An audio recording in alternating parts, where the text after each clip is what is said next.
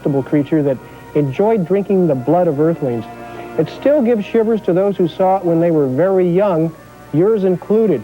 Notice how the trailer always stops short, showing you the monster.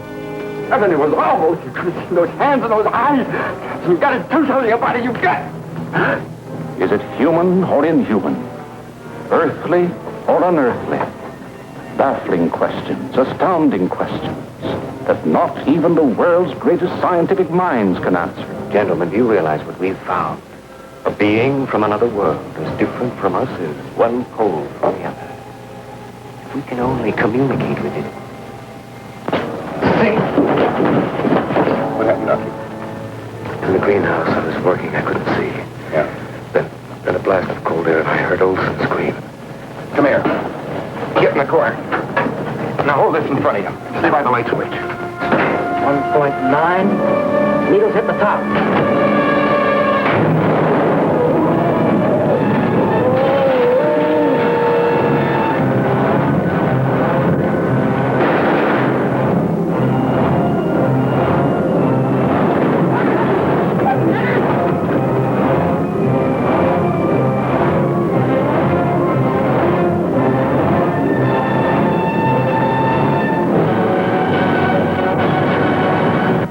Gee, I really love these old trailers. I hope you're enjoying them as much as I do. A major contributor to the science fiction of the 1950s was George Pal, a Hungarian animator who went on to become a producer with Destination Moon in 1950. He became known for his realism and special effects, and because of his work, the movies took a giant leap forward. Paramount tells what could happen within your lifetime when worlds collide. An astronomer checks and double-checks his horrifying discovery. A distant star racing through space toward an inevitable collision with this planet. Nothing is going to happen. When worlds collide, you'll see the most amazing, awe-inspiring scenes ever put on film. The forces of nature unleashed in all their terrifying force. Tremendous tidal waves smashing New York City. The molten fires from the bowels of the earth gushing out to consume our world.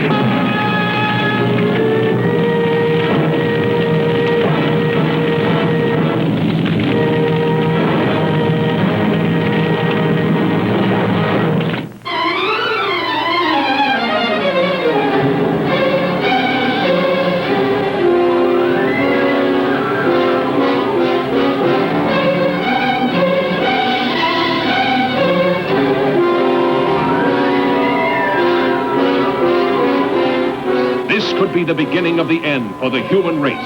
For what men first thought were meteors or the often ridiculed flying saucers are in reality the flaming vanguard of the invasion from Mars. Looks like they're going to come out of that gully pretty soon. We'll have to rush our defenses to be ready when they do. Going to need plenty of reinforcements. We'll get them. Lieutenant! Look! They slash across country like scythes, wiping out everything that's trying to get away from them. That explains why communication is cut the moment their machines begin moving. Montreal's blacked out. Nothing more's come through. Same thing that happened on the Pacific coast. Anything from them yet? No, Mr. Secretary, we've had nothing from San Francisco for over 5 hours. The nations of the world mobilize their armed might, rushing to defend the Earth against the unknown weapons of the super race from the Red Planet. Is there nothing that can stop the Martian death machines? Guns, tanks, bombs. They're like toys against them. We know now that we can't beat their machines. We've got to beat them. All over the world, human beings cower before the onslaught of these unearthly enemies, whom no one has ever seen. Panic that sweeps around the globe as the great masses of mankind flee blindly in a headlong stampede of hysteria.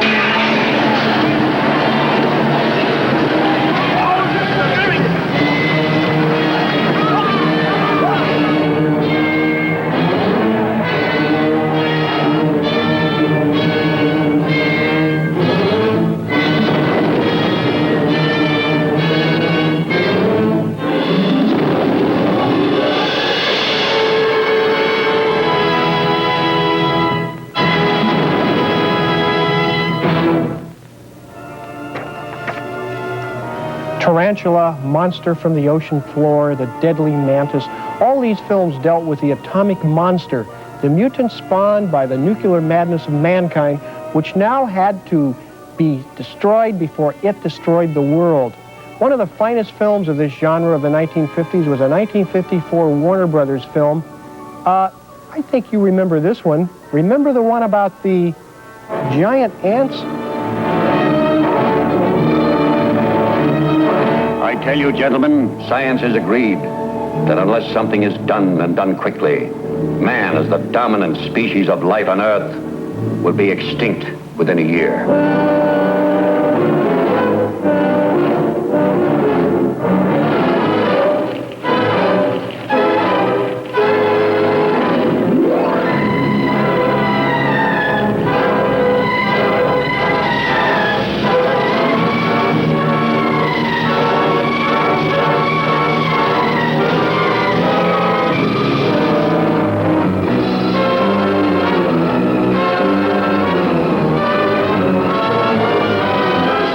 Direction of the President of the United States, stay in your homes. I repeat, stay in your homes. Your personal safety, the safety of the entire city, depends upon your full cooperation with the military authorities. Yes, cities, nations, even civilization itself, threatened with annihilation, because in one moment of history-making violence, nature, mad, rampant, wrought its most awesome creation. But born in that swirling inferno of radioactive dust were things so horrible, so terrifying, so hideous. There is no word to describe them.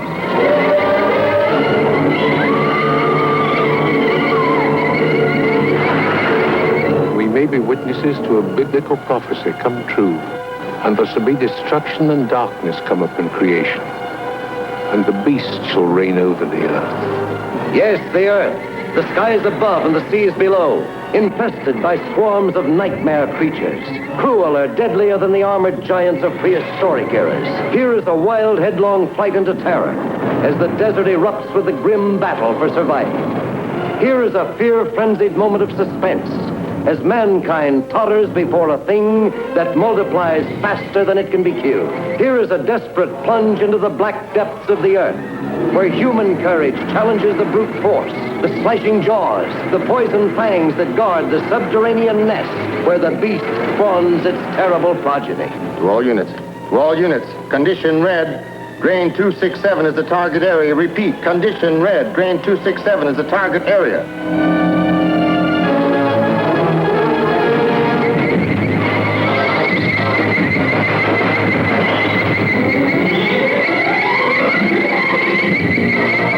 Type of gas we could use? No, we can't take a chance. It might poison the whole city.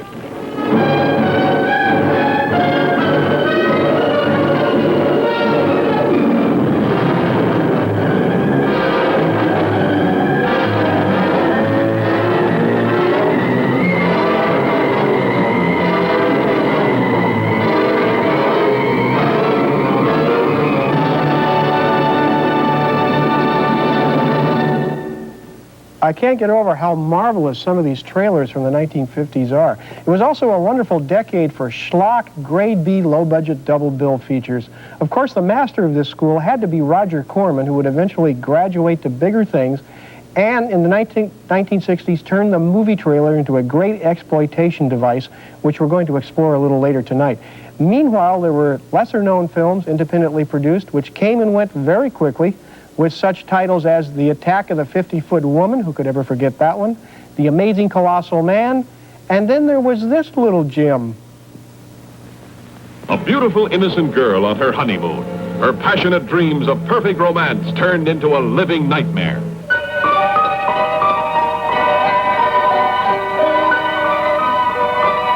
For this sweetheart she married, the man she had loved, was merely the hollow shell for the invaders from outer space. Bill? Who would believe her? Who could help her through the flesh-crawling terror of this unearthly marriage, when anyone she turned to could be one of them?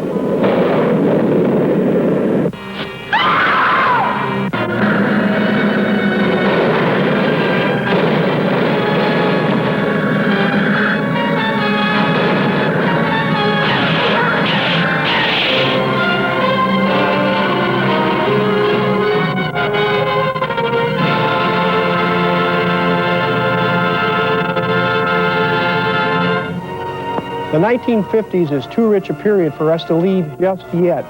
When I come back, you'll see scenes from It Came from Outer Space, Revenge of the Creature, Creature with the Atom Brain, and your all-time favorite, Plan 9 from Outer Space. Don't miss it, if you can.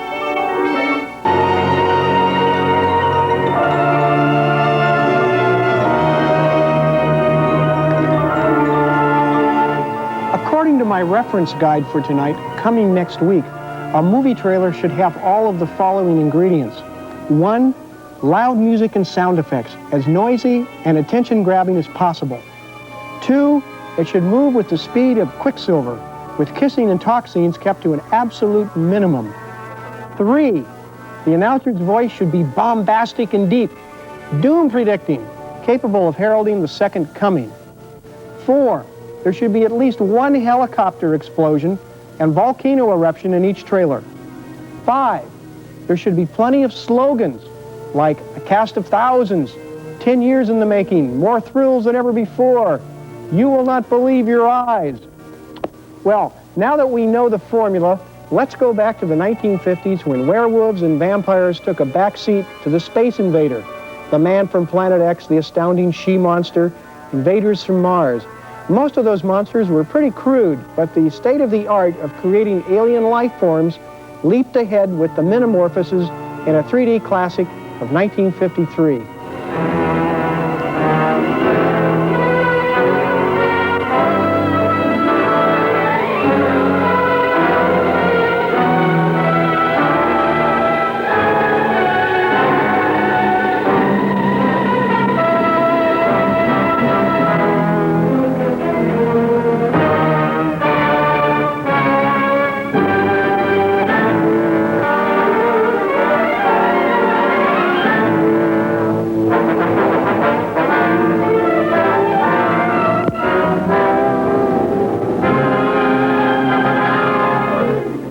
Gentlemen, my name is Richard Carlson.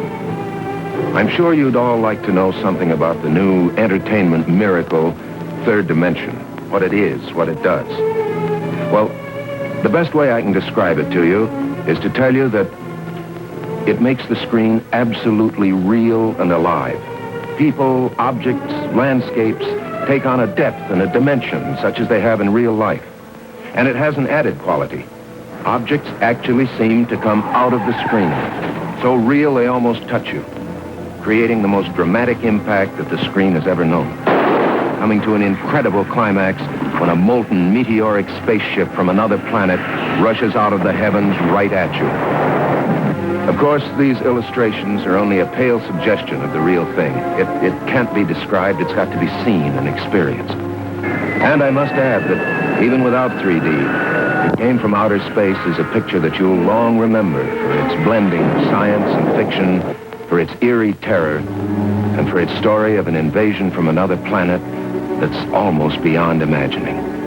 I tell you, from its size and its appearance, this thing came from outer space. I even have reason to believe that there's some form of life in it. What do you want? What are you doing? Let me see you as you really are.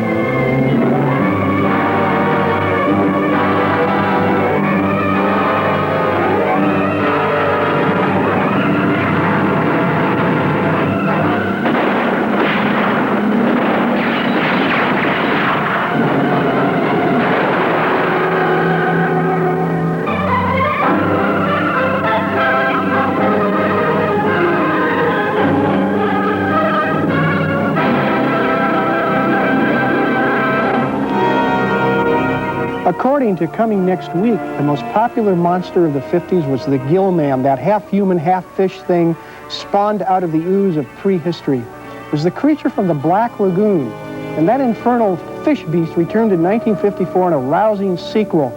Listen to the wonderfully corny writing. They dared to tempt him with the lure of a woman's beauty. And notice there's one scene that was done just for the trailer, with the creature slashing out at the title with its oversized paw. Yeah, this was filmmaking at its most exciting.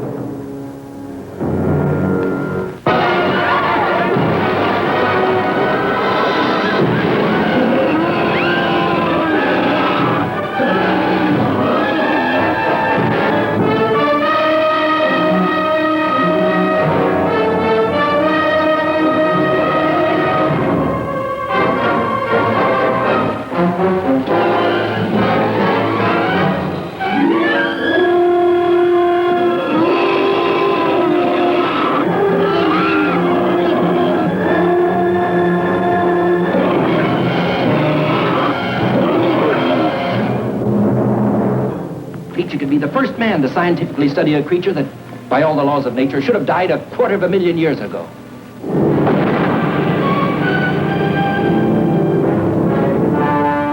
They dared to bring him back alive from his haunts deep in the jungles of the Amazon. They dared to put him on display with the other denizens of the deep, while thousands came to marvel and wonder. You know, I pity him sometimes. He's so alone. The only one of his kind in the world. If anything goes wrong, you head straight for the surface, you understand? All right, let's go. They dared to study him, to probe him, to tempt him with the lure of a woman's beauty, thinking that mere chains could hold in check the primeval forces that surged and roiled within this strange being from the dawn of time. Hey, look! He broke the chain!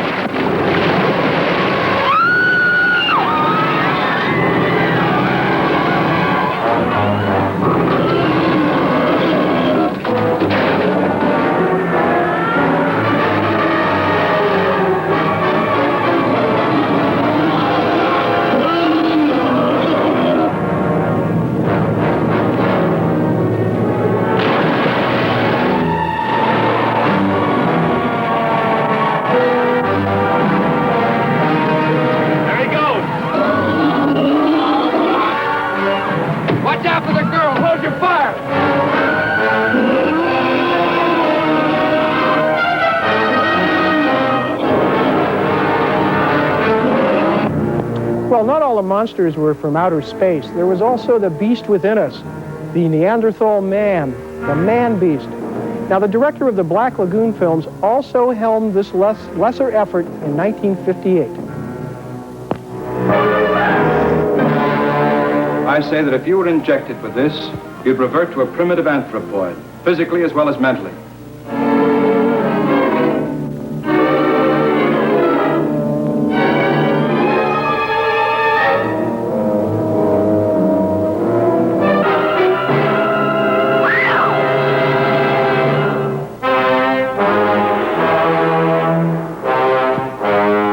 Only one scientist dared investigate the incredible phenomena. Our pet dog reverted to an antediluvian wolf. Look at those teeth. That dog is a throwback. Our simple dragonfly had become a winged monster of a species extinct for millions of years. Now, before your very eyes, see a man revert to a half-human anthropoid from the dawn of creation. A monster leaving behind a trail of death and destruction. Oh, it's impossible. Nobody's got a footprint like that. I'll rest when I find the killer. That's not your responsibility. That belongs to the police. Madeline, I know what I'm doing. Even he did not suspect the incredible truth. Neither did the police, nor the girl coming to keep a lover's rendezvous.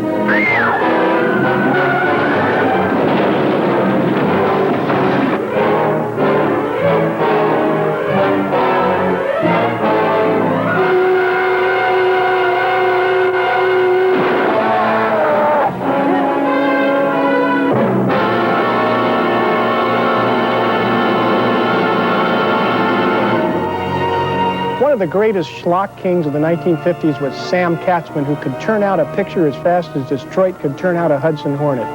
Here's one of his films with a trailer that was even better than the film.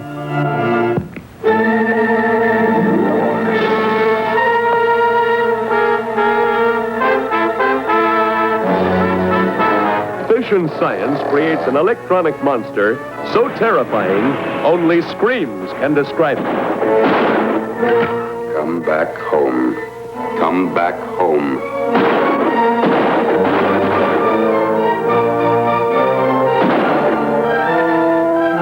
According to the evidence, Hennessy was murdered by a creature with atom rays of superhuman strength, and a creature that cannot be killed by bullets.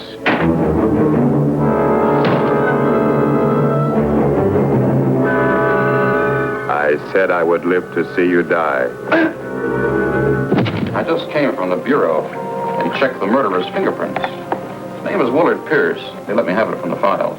Petty theft, fraud, 3 months in prison, tuberculosis. How could a tubercular man have strength enough to break those bars like that? You think that's something? Answer this one. How could a dead man have strength enough to do it? Fantastic. but based on scientific fact. How low they're flying. You will stop all planes and trucks searching for radioactivity. If you do not, many people will be killed. There will be no other warning. Hello! Hello! Hello! They hung up before I could put a tracer on it. Slow down, Dave. Dave, did they... Oh, no.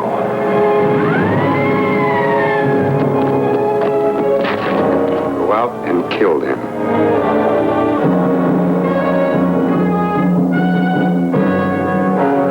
Those are the bodies that were stolen from the morgue.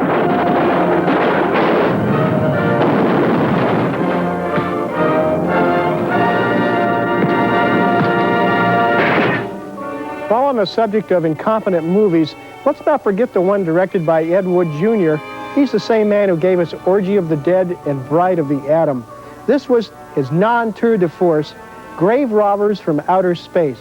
Maybe you know it better under a different title. It is safe to state that the grandchildren of some of the people in this theater will not be born on Earth.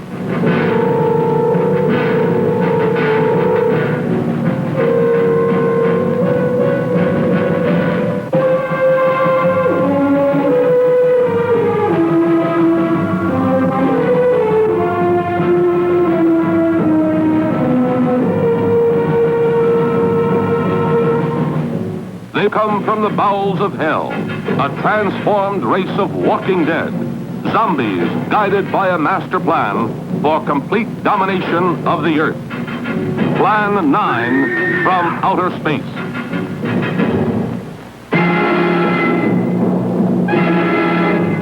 Starring the most nightmarish cast ever, Bela Lugosi, the seductive Vampira, and Ford Johnson as the Walking Dead. Turn off your electrode gun! No! No! Stop him, Dad! I can't get it, it's jammed! Stop him, you fool! Bullets bounce off their bodies. Rockets, missiles, jets cannot stop their death ship. What earthly power can stop this terror? For a glimpse of things to come, see this blast of screen suspense. For it could be happening right now.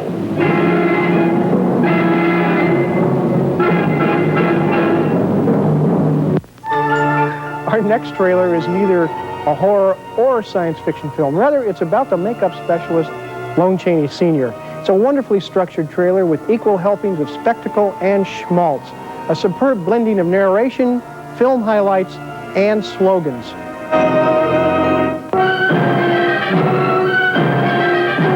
Yes, Lon Chaney was all of these. The Hunchback of Notre Dame, the Miracle Man, the Phantom of the Opera. The world, fascinated and thrilled, called him the Man of 1,000 Faces. But what was the secret Lon Chaney hid behind his 1,000 faces? What was the mystery in his life? Now, for the first time, the true story, torn from his heart, comes to the screen. Starring James Cagney, magnificent as the fabulous Lon Chaney, master of the grotesque, the weird, the strange. And Academy Award-winning Dorothy Malone and lovely Jane Greer as the two women who made his life more astounding, more touching than any of his unforgettable roles. I'll come to see you every week. Every week. I promise you. You had me fired. Damn you! Damn you! Damn you! Who are you? I'm from the collection agency. I've come to collect my wife.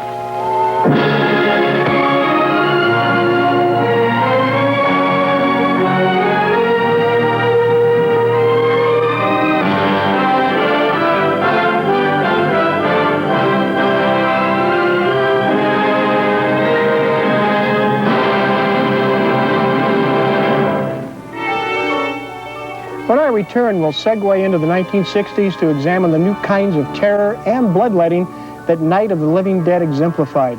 We're going to continue ever deeper into the depths and climb ever higher to the heights of the Hollywood sales pitch known as the movie trailer.